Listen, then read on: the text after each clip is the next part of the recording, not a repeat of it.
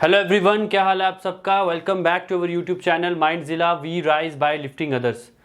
सो guys, जैसे कि अभी हमारा जो चैप्टर थर्ड चल रहा है, ये बहुत बड़ा चैप्टर था। मैंने बताया था आपको, इसमें जितना भी होगा सारा कैलकुलेटिव चैप्टर है, ये calculation of materials.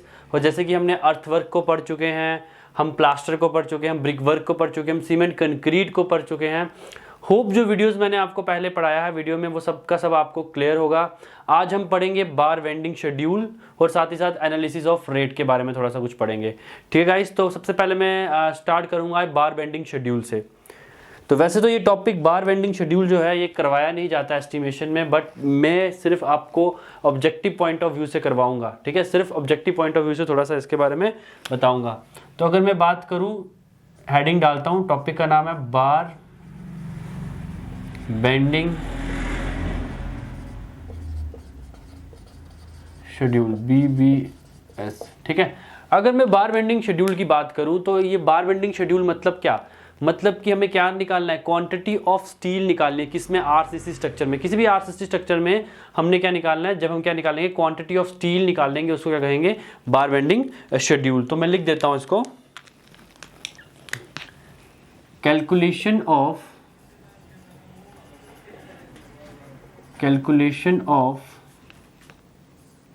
quantity of steel in RCC। किसी भी RCC स्ट्रक्चर में अगर अब हम क्या करेंगे, अगर जब हम स्टील की कैलकुलेशन करेंगे किसी भी RCC स्ट्रक्चर में, उसको क्या कहेंगे हम, बार बेंडिंग शेड्यूल। जैसे स्लैब में निकाल रहे हैं, कॉलम में निकाल रहे हैं, बीम में निकाल रहे हैं। ठीक है, तो वैसे अगर मैं बात करूं तो इसको कुछ टाइप्स में डिवाइड किया है मैंने कि किस तरह के जो RCC स्ट्रक्चर्स में हम यूज़ करते हैं स्टील, वो किस किस तरह से किया जाता है, तो कैसे किया जाता है। तो सबसे पहले अगर मैं बात करूं, आपने सबने सुना भी होगा standard hook.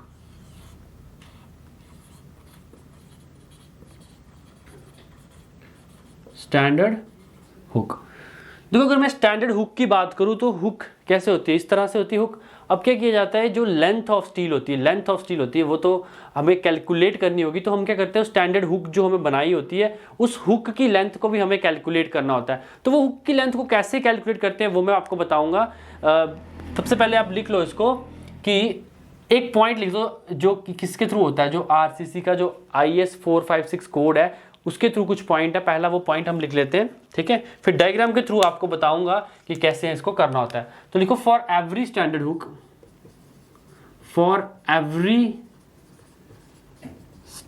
Hook,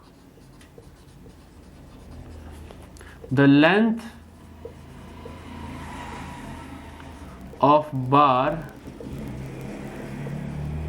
is provided as per, मैंने बताया आपको किसके थ्रू प्रोवाइड करते हैं, IS 456। IS 456 किसका कोड है, RCC का कोड है। कितनी होती है, ये ऑब्जेक्टिव में क्वेश्चन आता है, इज 16 फाई। यहाँ पे फाई का मतलब क्या है, डाया ऑफ बार। ये जो मैंने करवाया ये क्या आता है, ऑब्जेक्टिव में पूछता है। वो कहता है for every standard hook the length of bar is provided as per IS 456 is, वैसे पूछ लेगा। IS 456 नहीं भी पूछेगा तब भी क्या कहेगा, आपका आंसर क्या आएगा, 16 अब इस 16 जो है वो कैसे प्रोवाइड किया जाता है, 16 जो है वो कैसे प्रोवाइड किया जाता है वो मैं आपको बताता हूँ। अगर मैं इसकी डायग्राम की बात करूँ तो इस तरह से मैं एक हुक बना देता हूँ। सपोज ये आपकी क्या है, इस तरह से एक हुक है, ठीक है। अब इस हुक में लेंथ डिवाइड किया, मैं बताता हूँ, यहाँ से लेके सब इस पार्ट से लेके इस पार्ट तक होती है 4 डाया, इसके सामने नीचे इधर से लेके इधर तक होती है 4 डाया। अब जो रिमेनिंग ये वाला होता है, ये पोर्शन होता है 8 फाई डाया, मतलब फाई मतलब डाया, यहाँ पे डाया और बार है। तो वो कह रहा है कि यहाँ पे 8 फाई है, यहाँ पे 4 फाई, तो टोटल कितना होगा, टोटल लेंथ कितनी हो गई हुक की, क्या होगी, जो मैंने आपको बताया कितनी होती है, 16 फाई। अब ये जो लेंथ होती है वो क्या होती है, 16 तो होती है, बट वो आपको जब आपको टोटल लेंथ ऑफ स्टील निकालने को बोलेगा, सपोज वो क्या कर देगा, आपको डायग्राम दे देगा, क्वेश्चन में क्या देगा, डायग्राम देगा, आपको बोलेगा निकालो इसकी लेंथ कितनी आएगी। तो मैं पहले एक डायग्राम और बनाऊंगा, इसकी डायग्राम यहां बनाता हूं। सपोज आपके पास ऐसे बार है एक, ठीक है, बार में क्या किया है, हुक प्रोवाइड किया गया है, ठीक है। इस बार में क्या किया, हुक प्रोवाइड किया गया। अब आपको सपोज ये लेंथ पता है, इसकी लेंथ पता है, ये L पता है, ये L पता है। अब ये जो L मैंने लिखा, ये स्मॉल L, ये मुझे पता है, बट मुझे जो अगर स्टील निकालना है, क्वांटिटी ऑफ स्टील निकालना है, तो मुझे क्या निकालना पड़ेगा? स्टैंडर्ड हुक, जो जिस स्टील को हम क्या करेंगे हुक में कन्वर्ट कर देंगे, उसको भी तो निकालना पड़ेगा ना, उसकी भी लेंथ निकालनी पड़ेगी। अब इसकी लेंथ कैलकुलेट करेंगे जब हम, तो याद रखना इसकी लेंथ कितनी होती है, यहाँ से 5 5 4 5,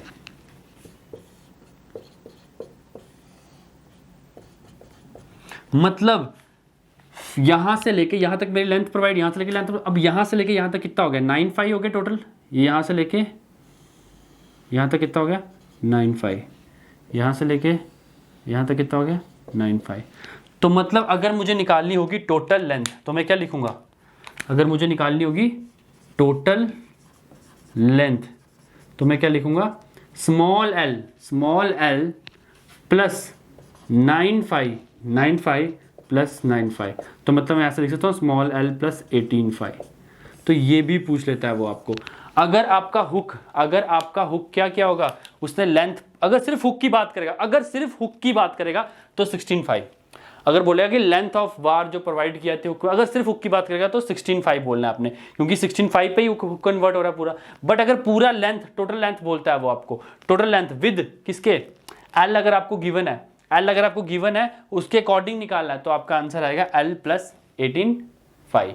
अगर आपके पास दोनों साइड हुक है, अगर सपोज एक साइड हुक होती तो क्या आएगा? L plus 9 5। अब वो कैसे पूछेगा, थोड़ा सा मैं आपको आइडिया उसकी तरफ से बता दूंगा, घबराने वाली बात नहीं, अभी घबराना मत। इससे क्वेश्चन एक छोटा सा कर लूंगा, एक छोटा सा डायग्राम के थ्रू, तो आपको वो पॉइंट क्लियर हो जाएगा, ठीक है।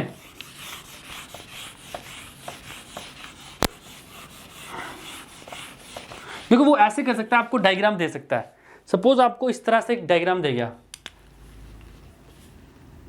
सिंपल डायग्राम दे गया, ऐसे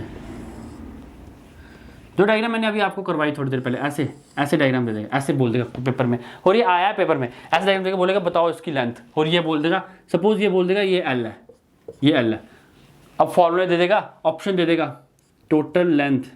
अब अगर आपको टोटल लेंथ निकालनी होगी, टोटल लेंथ कितनी हो जाएगी? L प्लस 18 5 आंसर होगा। क्या बता? L प्लस 9 5 हो, L प्लस 16 5 हो, L प्लस 12 5 हो ऑप्शन में, तो ऑप्शन में जब L प्लस 18 5 होगा उसको टिक करना, डायग्राम दे देगा क्वेश्चन में और इस तरह से देगा, ठीक है गाइस। होप आपको समझ आ गया होगा किस तरह से क्वेश्चन इसमें से पूछा जाता है, ठीक है। अब अगर बात करूं, ये तो मेरा था स्टैंडर्ड हुक, अगर ये मैंने बात की किसकी? स्टैंडर्ड हुक की। अगर बात करूं मैं, नेक्स्ट अपने पास आ सकता है सेकंड 45 डिग्री बेंड, या फिर बेंट अप बार्स,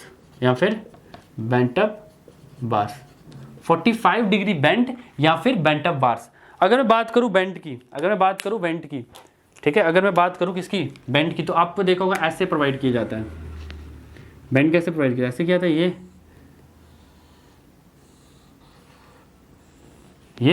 ये बेंट अप बार ऐसे प्रोवाइड किया था ना आपको। अब वो क्या करता है, बेंट अप बार तो उसने ऐसे प्रोवाइड कर दिया, साथ ही उसने क्या दे दिया? लेंथ दे दिया आपको। सपोज इतनी लेंथ दे दी, यहां से लेके ये टोटल लेंथ दे दी L। क्या दे दी? ये लेंथ दे दी, क्या? L दे दी पूरी, यहां से लेके यहां तक मेरे पास लेंथ L है। बट ये पार्ट मेरे को कैसे निकालना है? सपोज ये मेरा क्या है? ट्राइंगल बन जाएगा। अब ट्राइंगल में ये मेरा क्या आएगा? डेप्थ आएगी, ये भी डेप्थ आएगी। ये D मतलब क्या? Effective depth. ये मेरी डेप्थ है, ये भी डेप्थ है, तो ये मेरा जो है, अगर मैं पाइथागोरस थ्योरम निकालूंगा तो अगर √2D आ जाएगा। क्या आएगा? √2D आ जाएगा। अब मुझे ये लेंथ निकालनी है, कौन सी वाली? ये L निकालना है, बट टोटल L निकालना है, टोटल L। अब बोलोगे सर ये तो दिया हुआ है हमें, बट ये क्या दिया? पूरा दिया। सपोज अगर ये इसको डॉटेड कर दूं यहाँ पे, तो समझना, डॉटेड कर दूं तो मतलब इसने ये वाला पोर्शन भी दिया हुआ है, ये वाला पोर्शन भी दिया, बट ये जो लाइन टेढ़ी जा रही है, इसका मुझे लेंथ निकालनी पड़ेगी, इसकी लेंथ। अब मैं कैसे करूंगा? बहुत ईजी है, कुछ मत करना, देखना क्या करना है आपने।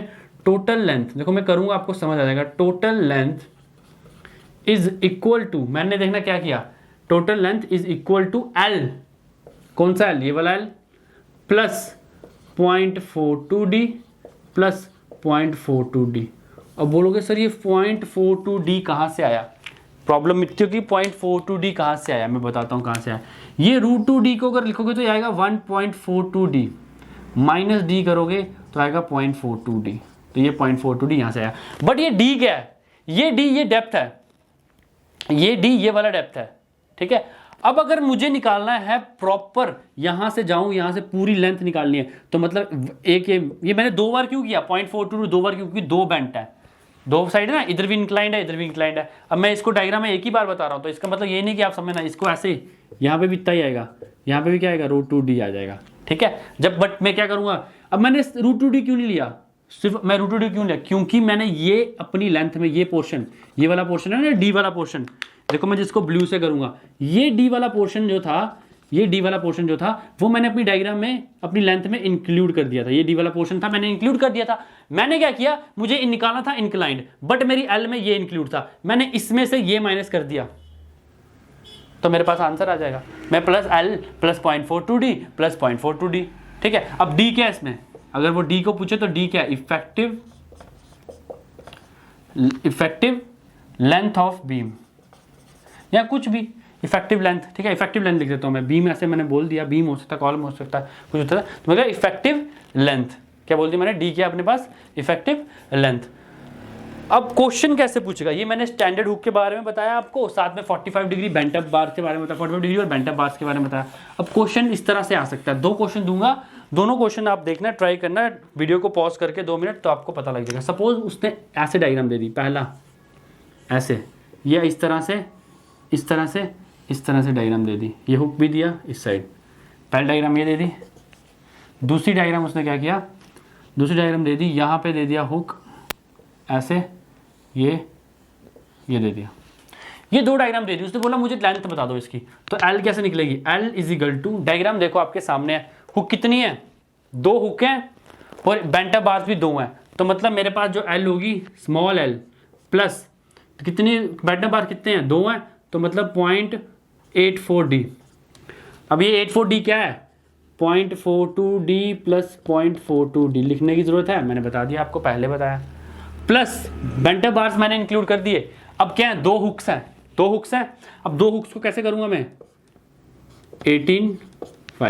18 को फिर से तोड़ देता हूँ छोटी फॉर्म में, 9 एक साइड प्लस 9 एक साइड, तो यहाँ पे आंसर आ जाएगा आपका, ऑप्शन में अगर ये आंसर होगा तो आपका राइट आंसर आ जाएगा। अब इसका जल्दी से निकाल दीजिए, इसका L is equal to small l जो लेंथ होगी इसकी, प्लस इसका कितना है 0.42d प्लस 18 अब मैंने 0.42d क्यों लिया, क्योंकि बेंट अप जो बार था जो 45 डिग्री इंक्लाइन था वो क्या एक ही है, 2 नहीं है, इस डायग्राम में क्या थे 2। इस तरह से आपको ये क्वेश्चन पेपर में आ सकता है, आया हुआ है तभी करवा रहा हूँ, ठीक है, आया हुआ है तभी करवा रहा हूँ, इस तरह से आपको वो क्वेश्चन पेपर में पूछ सकता है, ठीक है गाइस। तो अभी मैं सेकंड आपको मैंने कितना करवा दिया, बेंट अप बार्स के बारे में बता दिया, स्टैंडर्ड हुक के बारे में बता दिया। अब हम करेंगे वर्टिकल स्ट्रिप्स का भी कुछ फार्मूला होता है, वो आपको बताता हूँ, डायग्राम दे देगा कल को, तो आपको पता होना चाहिए वर्टिकल स्ट्रिप्स के कितने होते हैं, ठीक है। थर्ड लिख लो, वर्टिकल स्ट्रिप्स,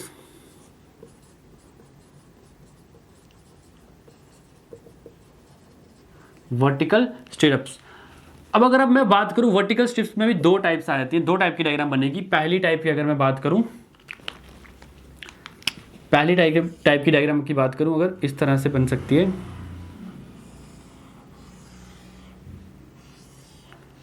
ठीक है,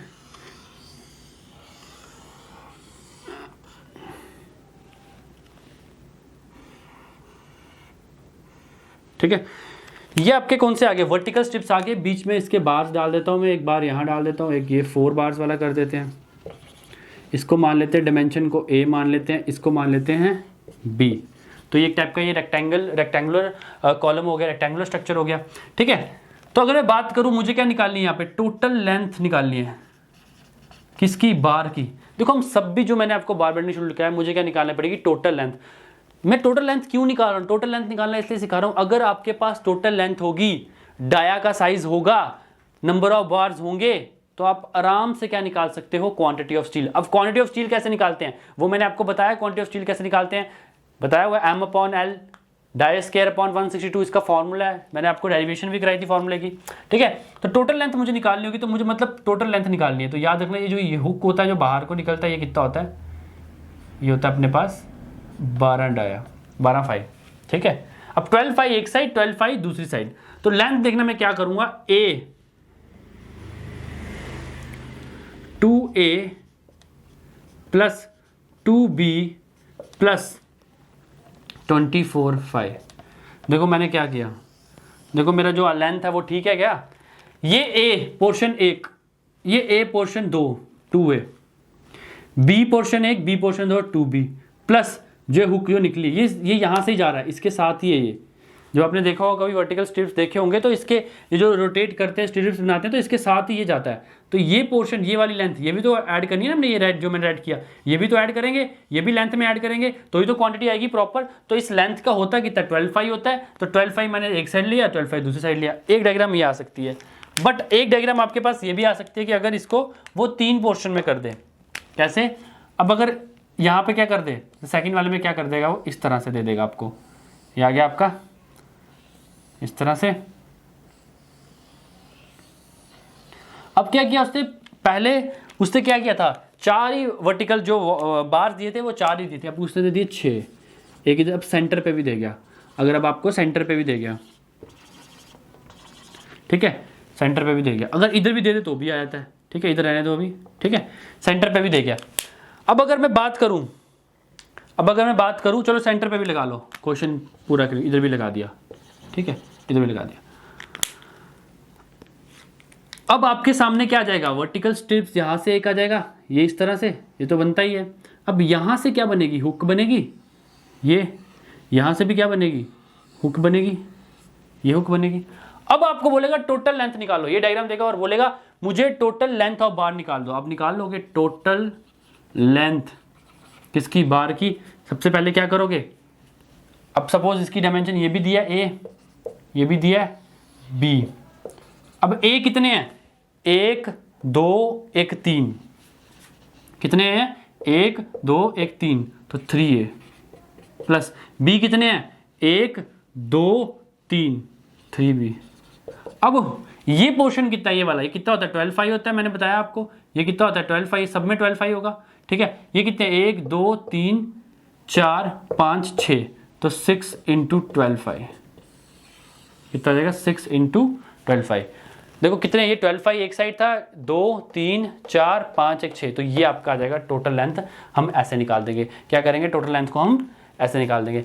गाइज देखो कंफ्यूज मत होना, जो सिंपल है, मैंने आपको सबसे पहले क्या बताया, बार बेंडिंग शेड्यूल में हम क्या निकालते हैं, क्वांटिटी ऑफ स्टील निकालते हैं। क्वांटिटी ऑफ स्टील निकालने के लिए हमें क्या निकालनी पड़ेगी, कि स्टील की लेंथ कितनी है, प्रोवाइड कितनी लेंथ की गई। अब याद रखो एक चीज़ आपको बताता हूँ कि जब आप कहीं भी काम लगाते हो तो क्या किया था, इंजीनियर्स होते हैं जो वो साइट पे जो स्टील को गिराते हैं तो वो क्या करते हैं, ड्राइंग से ही, ड्राइंग को देख के ही पूरा स्टील कैलकुलेट करते हैं कि कितना स्टील लगेगा, क्वांटिटी ऑफ स्टील कितनी लगेगी, 1000 टन लगेगा, 100 टन लगेगा, कितना टन लगेगा, जितना टन लगेगा उतना मटेरियल वो साइड पे गिरा देते हैं। तो वो ऐसा नहीं है कि अभी काम लगाया हुआ आपने कंस्ट्रक्शन का तो पता लग रहा है अच्छा यहाँ पे 10 के बार चाहिए, अभी फ़ोन करके ऑर्डर करेंगे, ऐसा नहीं होता है।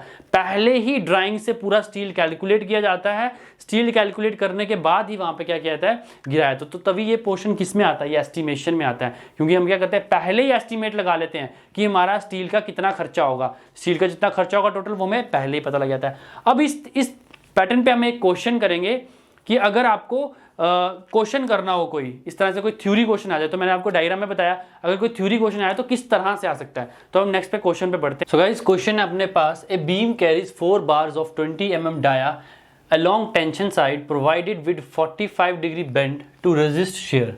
For anchorage, standard hooks are provided along both sides. Calculate the quantity of steel if length of beam is 5 meter and effective depth of beam is 450 mm. सबसे पहले मैं इसकी डायग्राम बता देता हूँ, ठीक है। पहले गिवन लिख लेते हैं। चलो गिवन में मेरे पास क्या क्या है, अगर मैं मेन बात करूँ तो मेरे पास लेंथ है और मेरे पास क्या है, इफेक्टिव डेप्थ है।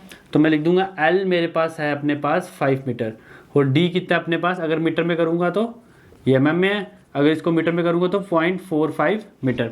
अब अगर डायग्राम की बात करूँ तो डायग्राम कुछ ऐसा बोल रहा है, वो कह रहा है कि बेंटअप भी है, बेंटअप भी है और साथ साथ क्या है, हुक भी है, स्टैंडर्ड हुक भी है, बेंटअप भी है और स्टैंडर्ड हुक भी है। अब ये फॉर्मूला देखो, डायग्राम आपके पास आ गया। इस डायग्राम को देखते हुए आपने क्या करना है, इसका फॉर्मूला बताना, मुझे जल्दी से इसका फॉर्मूला बता दो।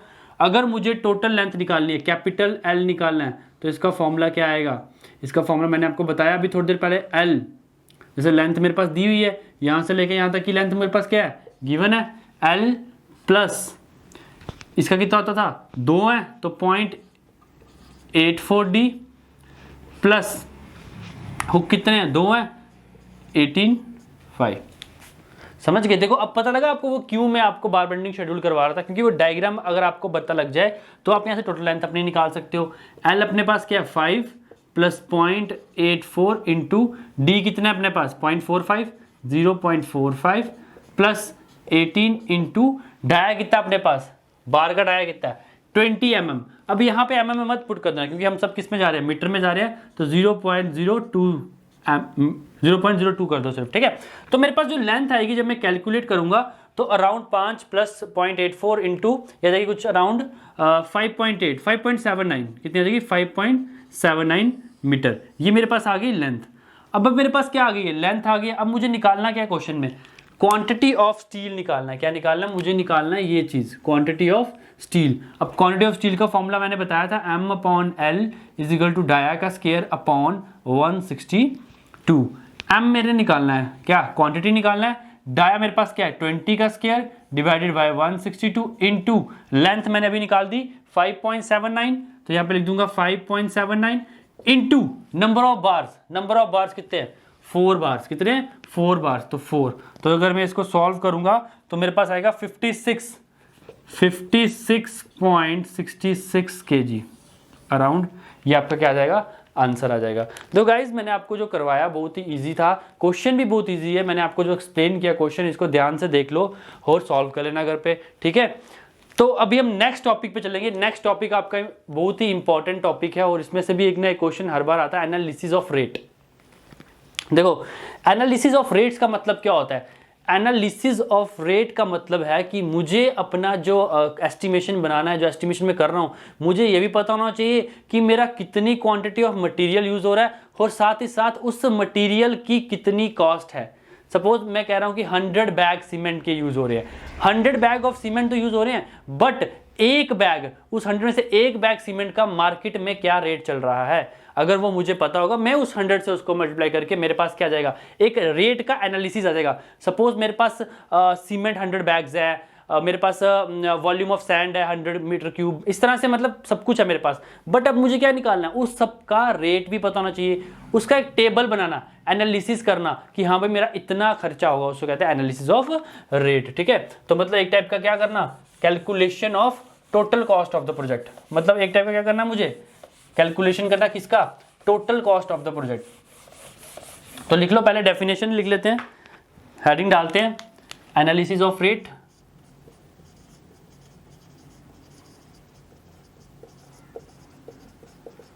ठीक है, तो मैं लिख देता हूं calculation of total cost of the project. ठीक है, ये ठीक है, डेफिनेशन में लिख देता हूं calculation of total cost of project. मतलब मेरे जो टोटल कॉस्ट ऑफ प्रोजेक्ट होती है उसकी जो कैलकुलेशन होती है उसको कहते हैं एनालिसिस ऑफ रेट। पहली बात ऑब्जेक्टिव में पहला इसकी डेफिनेशन ही आ जाती है, इसकी डेफिनेशन ही ऑब्जेक्टिव में बहुत बार आ चुकी है, तो पहला क्वेश्चन तो यही बन जाता है। दूसरा कहां से पूछता है, वो दूसरा पूछता है एनालिसिस ऑफ रेट किस पे डिपेंड करता है, कौन से फैक्टर्स पे डिपेंड करता है। तो देखते हैं, देखो analysis of rate depends upon following factor. कितने फैक्टर पे डिपेंड करता है, सारे के सारे फैक्टर्स हम आज पढ़ेंगे। देखो अगर आपको फैक्टर की बात करें तो सबसे पहले मैं अगर आपको बता दूं क्या क्या चीज़ों पे डिपेंड कर सकता है।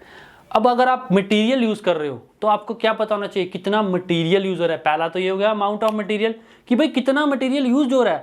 अब पहला पॉइंट तो यही आ गया, इस पे डिपेंड करता है। दूसरा, अब जो मटेरियल यूज हो रहा है उसकी कॉस्ट क्या है मार्केट में, पर मीटर क्यूब कॉस्ट कितनी है, पर बैग सीमेंट बैग, जैसे सीमेंट में एग्जांपल बताइए आपको, उसकी कॉस्ट कितनी क्या है वो पता होना चाहिए। अब मेरा जो कंस्ट्रक्शन का वर्क चल रहा है वो कौन सी जगह पे चल रहा है, कौन सी लोकेशन है, वहाँ पे ट्रांसपोर्टेशन इजीली है या नहीं है, वहाँ पे अवेलेबिलिटी ऑफ मटेरियल है या नहीं है। ऐसा तो नहीं है कि मुझे बहुत ज़्यादा ट्रांसपोर्टेशन चार्जेस पड़ेगा या इजीली अवेलेबल मटेरियल भी नहीं हो, तो बहुत सारी दिक्कतों का सामना मुझे करना पड़े। तो उस चीज़ों का एक सब चीज़ों पर अपना क्या करता है, एनालिसिस ऑफ रेट का फैक्टर डिपेंड करता है। अगर मैं बात करूँ, सबसे पहला लिख देता हूँ मैं अमाउंट ऑफ मटीरियल। क्या लिख देता हूँ, जैसे मैंने आपको बताया अमाउंट ऑफ मटेरियल पे डिपेंड करता है, ठीक है। सेकंड, अब अमाउंट ऑफ मटेरियल के साथ क्या, per unit cost of material.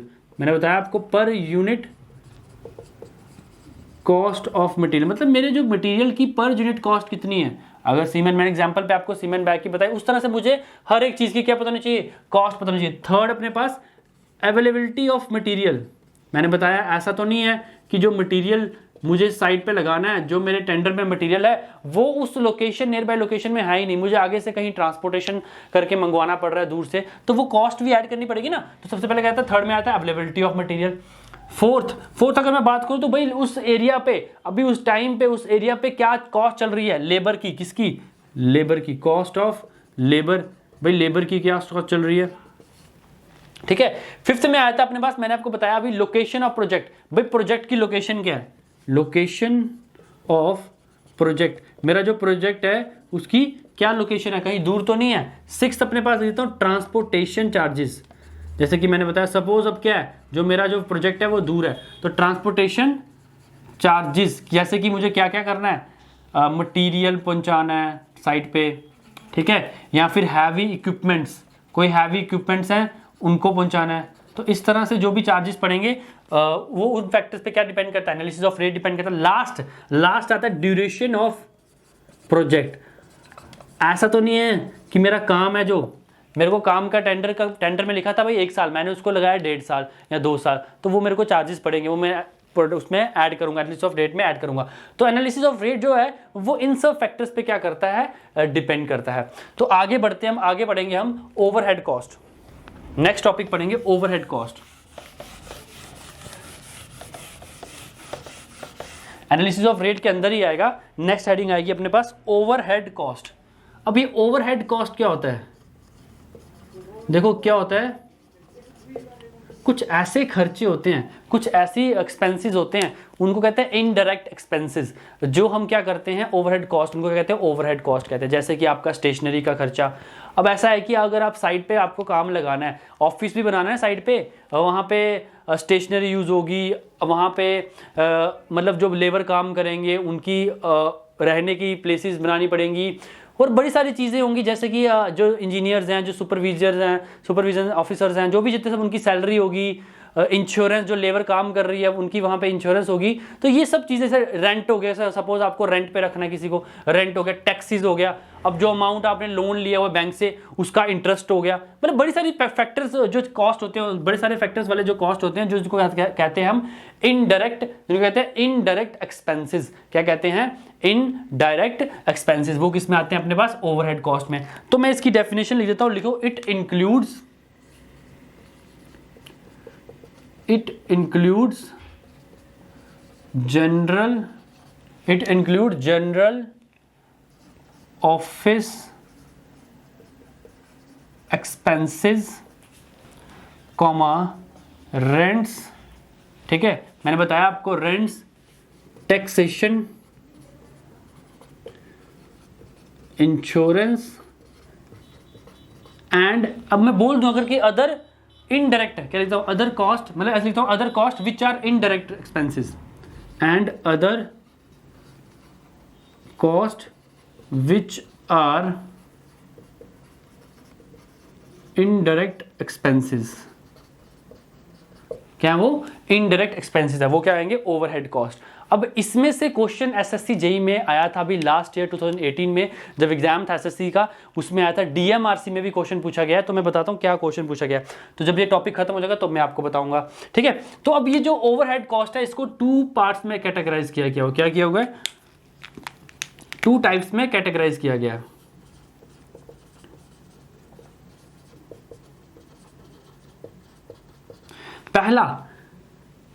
पहला आ जाता है अपने पास, ठीक है, जनरल ओवरहेड, क्या आता है, जनरल ओवरहेड, ठीक है। सेकंड अपने पास आता है जॉब ओवरहेड।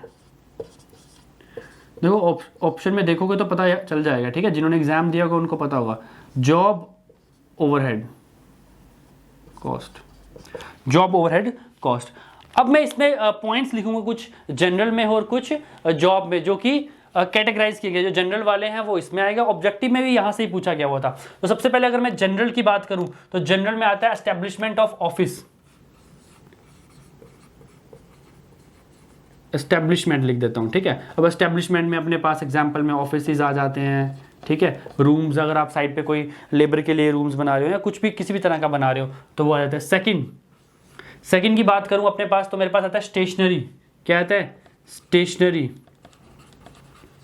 स्टेशनरी में क्या क्या आता है? जैसे अपने पास स्टेशनरी में आता है प्रिंटिंग, पोस्टेज। अब प्रिंटिंग करना है साइट पे, प्रिंटर लेना पड़ेगा, पोस्ट करना है, तो वो सब मतलब किस में आता है? स्टेशनरी वाले खर्चों में आता है। स्टेशनरी वाला किस में आता है? जनरल ओवरहेड में आता है। थर्ड अपने पास आता है रेंट, जिस जगह पे आप रह रहे हो रेंट, या फिर कोई टैक्सेस वगैरह दे रहे हो, ठीक है। साथ में आता है फोर्थ आता है ट्रैवलिंग। अब जैसे अपने इंजीनियर को कहीं साइट से भेज रहे हो या कहीं पे कहीं भेज रहे हो या किसी और साइट पे भेज रहे हो, एक साइट से दूसरी साइट पे भेज रहे हो, तो बड़ी सारी चीज़ों में जहाँ पे ट्रैवलिंग, ठीक है। फिफ्थ अपने पास आता है अपने पास टेलीफोन। सपोज आप क्या करते हो, जब आप देखोगे किसी कंपनी में जाओगे, किसी कॉर्पोरेट कंपनी में जाओगे, तो सबको क्या करती है कंपनी? एक अपनी सिम प्रोवाइड करती है ना अपनी सिम। उन नंबर क्या होता है आपस में, क्या होता है? कॉन्टैक्ट होता है उसका। टेलीफोन चार्जेस एक्सपेंसिव, जैसे अगर आपको फोन करना है एक जगह से दूसरी जगह, तो जितने भी टेलीफोन चार्जेस होंगे वो सब, ये सब 5 चार्जेस मैंने जो करवाए इसमें, ये किस में आएंगे? जनरल ओवरहेड में, ठीक है। अभी तक इसमें से कोई ऑब्जेक्टिव नहीं आया, ऑब्जेक्टिव आया जॉब ओवरहेड कॉस्ट में से। अगर ऑप्शन में आपको ये सब मिलता है तो वो कौन से पार्ट में आता है? जनरल ओवरहेड में आता है। अब अगर हम जॉब की बात करें, जॉब ओवरहेड कॉस्ट में आता है सुपरविजन। सबसे पहले आता है सुपरविजन जैसे क्या? जैसे इंजीनियर है कोई, वो क्या कर रहा है? किसी साइट को सुपरवाइज कर रहा है, उसका खर्चा, ठीक है। Second, handling of material. अब जो मटेरियल आ रहा है वहां पे, ठीक है, पहुंचा रहा है, उसको उतारना है, उसको लगाना है लेबर का, ठीक है, वो सब, ठीक है, हैंडलिंग ऑफ मटेरियल। थर्ड, जो मैं इसको रेड पेन से लिख देता हूं, जो हर बार बहुत बार पूछा गया हुआ है, लेकिन आपको मिलेगा क्या? इंश्योरेंस। बुक्स में कैसे मिलेगा? इंश्योरेंस। बट वो ऑब्जेक्टिव में कैसे पूछा था उसने? Workman compensation.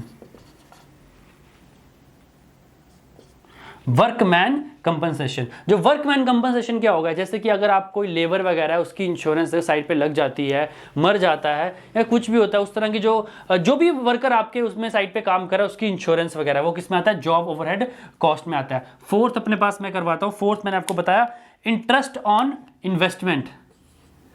Interest on investment, ठीक है। जो भी आपकी इन्वेस्टमेंट कर रहे हो, लोन उठाया होता है मार्केट से, उसके ऊपर जो इंटरेस्ट पड़ेगा वो भी किसमें आता है? जॉब ओवरहेड कॉस्ट में आता है। लास्ट आएगा इसका फिफ्थ आएगा, देखो फिफ्थ आएगा लॉसेस इन एडवांस।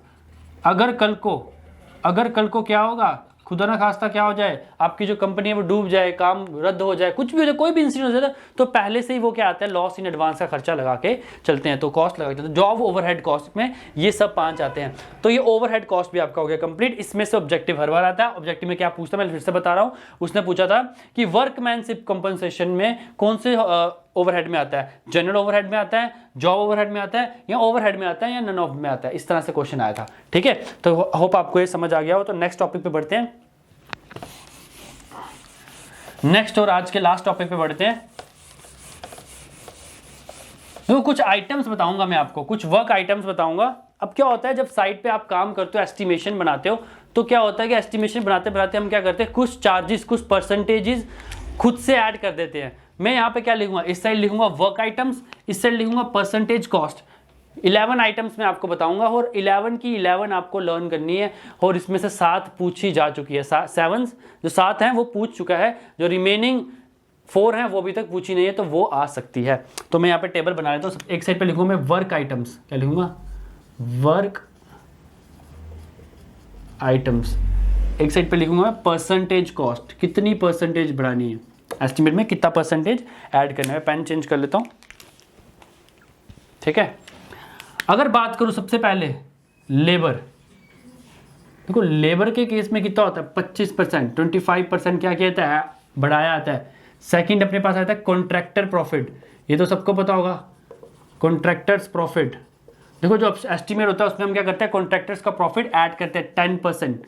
बट 10% सबने सुना होगा, 10% कब करते हैं? जब material is provided by material is not, sorry, I am taking my words back, material is not provided by department। जब हमें क्या करता है? मटेरियल डिपार्टमेंट प्रोवाइड नहीं करता है। बट हम एक और चीज़ 7% भी लेते हैं। कितना लेते हैं? 7% भी लेते हैं। पर कब? पेन नहीं चल रहा कोई भी।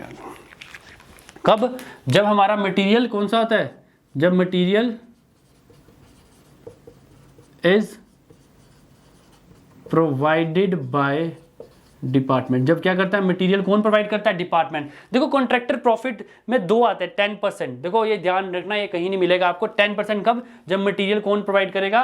डिपार्टमेंट प्रोवाइड नहीं करेगा। 7% कब? जब मटेरियल कौन करेगा? डिपार्टमेंट प्रोवाइड करेगा। ये किसमें ऐड हो जाता है? अपने एस्टिमेशन में ऐड हो जाता है उसका प्रॉफिट, कॉन्ट्रैक्टर्स का प्रॉफिट। थर्ड अपने पास आता है वाटर चार्जेस।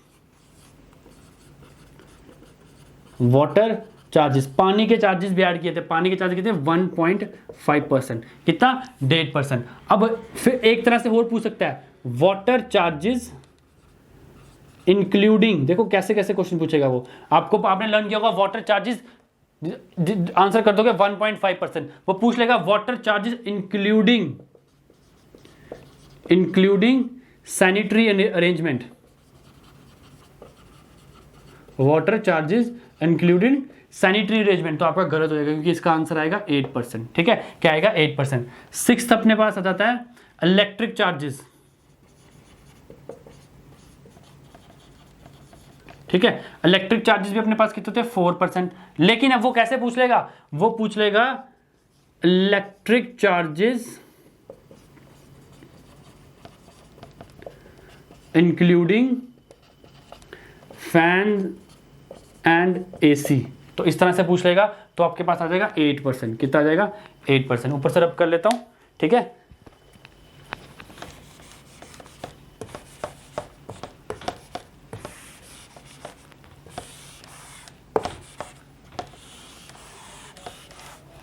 सात हो गए। 8 था अपने पास वर्क चार्ज एस्टेब्लिशमेंट। अब ये वर्क चार्ज एस्टेब्लिशमेंट क्या होता है? अब क्या होता है, जो कुछ काम होता है जो हमें पड़ जाता है। जैसे अगर सपोज हमें सुपरविजन करना है, किसी बिल्डिंग का सुपरविजन करना है, तो ये क्या होता है? वर्क चार्ज एस्टेब्लिशमेंट क्या होता है? जो हमारा जो भी हम लेबर रखते हैं या कोई भी पर्सन रखते हैं, तो उसका एक अलग से चार्ज होता है। जैसे इनको क्या करते हैं हम? टेम्परेरी बेसिस पे भी रख सकते हैं, या फिर ऐसा भी हो सकता है कोई इंडस्ट्रियल स्टाफ होता है, उसी को क्या करते हैं? एक्स्ट्रा टाइम पे एक्स्ट्रा उसकी इनकम को इंक्रीज करके रख सकते हैं। उसको कहते हैं वर्क चार्ज एस्टेब्लिशमेंट। तो ये कितना होता है? 1.5% से 2%। बहुत बार 100 टाइम्स, बहुत ही जितनी बार इंपॉर्टेंट है, हर बार पूछा गया है, बहुत बार पूछा गया एग्जाम में। ठीक है, 9th कॉन्टीजेंसीज। ये तो पता ही होगा, ये मैंने सबसे पहले जब एस्टिमेशन स्टार्ट की थी तब बताया था आपको कि तो 3 से 5%। और ये भी बहुत बार पूछा गया है। कॉन्टीजेंसी होता क्या है? इंसिडेंटल, एकदम से कोई एक्सपेंसेस आ जाए आपके पास सामने, तो हम क्या करते हैं? उनको आगे से हम क्या करते हैं? लगा के चलते हैं। 10th अपने पास आता है डिपार्टमेंटल चार्जेस। अब डिपार्टमेंटल के कोई चार्जेस होंगे। ठीक है, कितने होते हैं वो? 10 से 15%। कितने? 10 से 15%।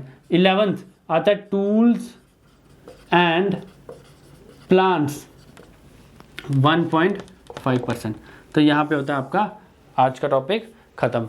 ठीक है, तो मैंने आपको 11 के 11 वर्क आइटम्स बताए और उनकी परसेंटेज कॉस्ट बताई। ये जो टेबल आप इसको अच्छे से नोट डाउन कर लेना, बहुत ही इंपॉर्टेंट है एग्जाम पॉइंट ऑफ व्यू से, क्योंकि इसमें से बहुत बार बहुत ज़्यादा क्वेश्चंस वो पूछ लेता है। और अभी तक जो मैंने आपको करवाए हैं इसमें से 6-7 आए हुए हैं पेपर में, और इससे बाहर से नहीं आएगा। जो मैंने आपको करवाए हैं इसी अगर आएगा, अगर इसमें से कोई रिलेटेड क्वेश्चन आया वर्क आइटम्स का, तो इसी में से ही आएगा। ठीक है, अभी इस चैप्टर का कैलकुलेशन ऑफ मटेरियल का आपके पास लास्ट टॉपिक बचता है। उसके लिए मैं सेपरेट वीडियो बनाऊंगा एक, जो भी नेक्स्ट वीडियो हमारी आएगी वो सिर्फ उसी के लिए होगी, आउटर्न टास्क। क्योंकि आउटर्न टास्क में वो बहुत बार अलग अलग क्वेश्चंस पूछ लेता है। अराउंड हमारे पास 20 से 30 राउंड होते हैं आउटर्न टास्क। आउटर्न टास्क का मतलब ये होता है कि एक लेबर, एक मैसन या फिर एक कोई भी वर्कर कितना काम करता है पर डे में, कितना मीटर क्यूब काम करता है, कोई भी काम, तो वो कैटेगराइज किया गया हुआ है। तो वो सब कल मैं आपको टेबल की फॉर्म में कराऊंगा, उसकी एक सेपरेट सी वीडियो बनाऊंगा, वो आप सेपरेट से नोट डाउन कर लेना। क्योंकि वो हर बार, जैसे अगर मैं 12 करवा दूंगा, 14 करवा दूंगा, 15, 16 जितने भी करवा लूंगा, वो हर बार कोई नया पूछ लेता है। तो मैं कोशिश करूंगी मैक्सिमम से मैक्सिमम जितने पूछे गए वो भी कराऊं, और जिन्हें ना पूछे गए हों मैं सारे कलेक्ट करके आपके सामने नेक्स्ट वीडियो में लेके आऊंगा। तो गाइज होप आपको ये वीडियो पसंद लगी हो। अगर अच्छी लगी हो तो क्या करना है? लाइक करना है, शेयर करना है, चैनल को सब्सक्राइब करना है, और साथ ही साथ क्या करना है? बेल नोटिफिकेशन वाले आइकन को प्रेस कीजिए ताकि मेरे आने वाले वीडियोस के नोटिफिकेशन आपको मिलते रहे। Thank you and have a nice day.